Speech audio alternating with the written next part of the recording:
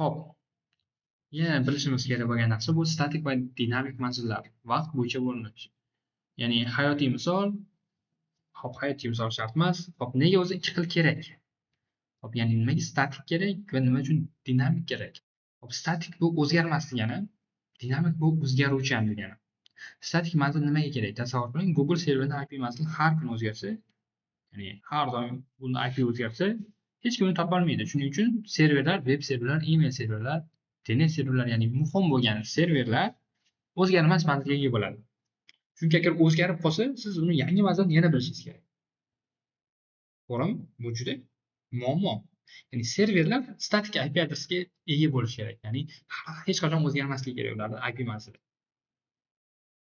Xo'p, oddiy qurilmalar dinamik manzilli ta'minlaydi. Ya'ni men dinamik manzil ishlatsam bo'ladi. Chunki mendan hech kim foydalanmaydi. Mana manzilimni hech kim eslab qolish shart emas. Meniki har doim o'zgaruvchi bo'lishi mumkin. Ya'ni men Google ga boraman, bitta Wi-Fi ga ulanaman, bitta IP beriladi, Google ga borib ishimni qilaman bo'ldi. Hop, Wi-Fi dan uzilib yana boshqa ulansam, yana boshqa IP manzil beradi. Yana boshqa Wi-Fi ga ulansam, yana boshqa IP beradi menga. Va men so'rovni jo'natib, men servis qabul qila olaman. Ya'ni servis ko'rsatuvchi bu statik IP manziliga ega bo'lishi kerak. Ya'ni servis ko'rsatyapti mana serverlar. Mijoz har doim statik IP manzil shart emas mijoz uchun. Mijozga dinamik IP manzilni o'zi yetarli. Xo'p. Va dinamik manzillar DHCP deb nomlangan xizmat avtomatik beradi. Buni keyinchalik ko'rib chiqamiz. Menimcha dinamik va statik IP manzillar tushunarli bo'ldi. Xo'p. Statik va dinamikning amaliy farqlari: statik manzil administrator tomonidan qo'lda kiritiladi va o'zgarmaydi. Afzalligi doim bir xil. Topish oson. Kamchiligi har bir qurilmani qo'lda sozlash kerak. Xato qilish oson. Ya'ni ko'rayotgan bo'lsangiz, endi aytaylik tarmoqda 200 ta kompyuter bo'lsa, har biriga qo'lda IP manzilini kiritib chiqmaysiz-ku, to'g'rimi? Chunki qaysidir kompyuterlar server bo'lishi mumkin, ya'ni servis ko'rsatadiganlar bo'lishi mumkin va qaysi birlar servis, ya'ni mijozlar bo'lishi mumkin. Aytaylik 200 tadan 10 tasi server bo'lsa, 190 tasi oddiy mijozlar, ya'ni ishchilar kompyuteri. Xo'p, 10 tasini, ya'ni serverlarni manzilini qo'lda kiritish, okey, bu tushunarli, qilish kerak bu narsani, lekin mijozlarni, ya'ni xodimlarni 190 ta xodimni kompyuterga o'tirib IP manzilini to'g'irlash bu juda ko'p vaqt oladi. Aytaylik, kamida har bittasiga 5 minut yoki 10 minut vaqtingiz ketadi. Bu boshdan og'ritadigan jarayon. Shuning uchun dinamik manzillarni, ya'ni mijozlarga manzil berishni avtomatlashtirish uchun DHCP server yaratishgan. Bu nima? Bu Dynamic Host Configuration Protocol deyiladi. Ya'ni shu mijozlarga IP manzil berish, sayderlarni berishni avtomatlashtirilgan bu jarayon, ya'ni server. DHCP serveri shu vazifani bajaradi, ya'ni mijozlarga dinamik tarzda IP manzillarni beradi. O'zi beradi, ya'ni mijoz so'raydi, DHCP server taklif qilib o'sha qurilmaga bitta qaysidir IP manzilini biriktiradi. Xo'p, amalda uy va ofis tarmoqlarida aksariyat qurilmalar dinamik manzil oladi. Faqat serverlar, printerlar va boshqa muhim infratuzilma qurilmalari statik manzilga ega bo'ladi. Xo'p, o'ylashimcha bu statik va dinamik mavzulari juda ham tushunarli bo'ldi. Savollaringiz bo'lsa, bemalol izohlarda yozishingiz mumkin. Xo'p, va tushunishimiz kerak bo'lgan yana boshqa atamalar ham bor. Ular unicast, multicast va broadcast. Xo'p, unicast bu to'g'ridan to'g'ri gaplashyapsiz. Ya'ni ikkita qurilma bir-biri bilan muloqot qilganda, ya'ni faqat bir-birlari bilan, faqat ikkita qurilma orasida bo'lyapti bu. Unicast hisoblanadi. Ya'ni aniq manzillar bor. Ikkita aniq manzil bor. Xo'p. Endi multicast nima? Multicast bu qandaydir guruhlar bor. Aytaylik, A sinf bor, B sinf bor, C sinf bor, D sinf bor, aytaylik, bitta maktabda. Siz hamma A sinfdagi o'quvchilarga bitta ma'lumot jo'natmoqchisiz, xabar jo'natmoqchisiz. Shunda nima qilasiz? A gruppasini tanlaysizda, shunchaki hammaga ma'lumot jo'natasiz. Ya'ni A sinfdagi barcha o'quvchilarni ismlarini bilish shart emas.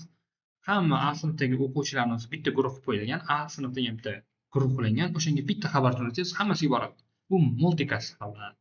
Ya'ni tanlangan guruhga yuboryapsiz.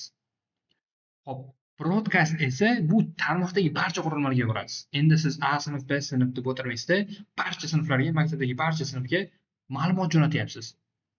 Bu broadcast deyiladi. Bular nima uchun kerak?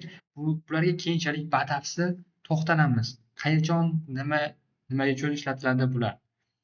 Xo'p, ko'rayotgan bo'lsangiz, mana bu yoqda multicast ko'rib turibdi, bu yoqda broadcast bor. Broadcast bitta qurilma hammaga. One to all deydi. Ya'ni ko'pincha. Xo'p, buni qayerdan bilaman? Ya'ni qanday qilib ketadi desangiz, bu ma'lumot jo'natishda, xo'p, ko'rayotgan bo'lsangiz, multicast uchun IP manzillar diapazoni bu 224.0.0.255.255.255 bu D tarmoq diapazoni deyapti. Bu multicast uchun. Xo'p, multicast to'g'risi kamdan kam ko'rganmiz, lekin ko'pincha broadcastni bilamiz. Broadcast bu asosan tarmoqdagi bu oxirgi host bo'ladi. Ya'ni 192.168.1.255. Aytaylik, mana bu 192.168 bir tarmoq bo'lsa, mana shuni 255 bu o'sha tarmoqdagi barcha qurilmaga jo'natish ma'nosini bildiradi. Aytaylik, mani qurilmam 192.168.1.99 to'g'rimi? Agarda men 192.168.1.255 ga ma'lumot jo'natsam, bu jo'natilgan ma'lumot hammaga boradi. Chunki bu broadcast 255 va 192.168.1.255 degan IP manzilni, ya'ni tarmoqdagi oxirgi hostni IP manzilini hech kimga bera olmaysiz.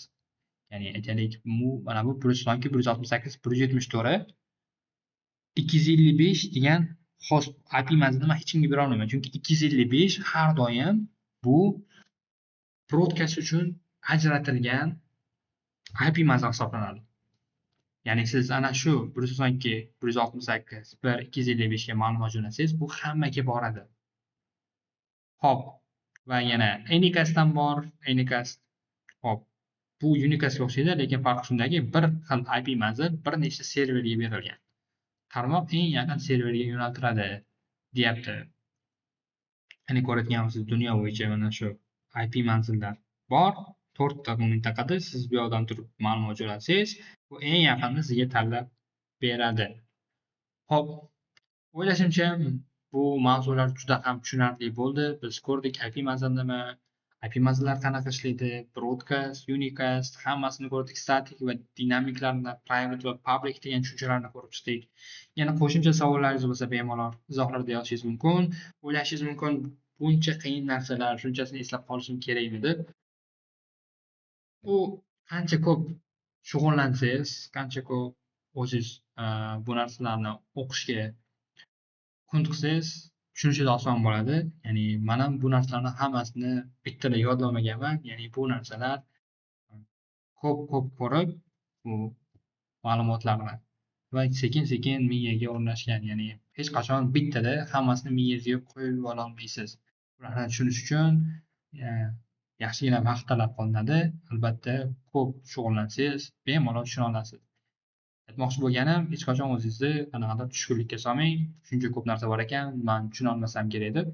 Bular sekinchalik vaqt o'tishi bilan o'zi miyangizda tushunish paydo bo'ladi. Xo'p, qo'rqmanglar. Savollaringiz bo'lsa, aytganimiz izohlarda yozishingiz mumkin. Hammaga xayr.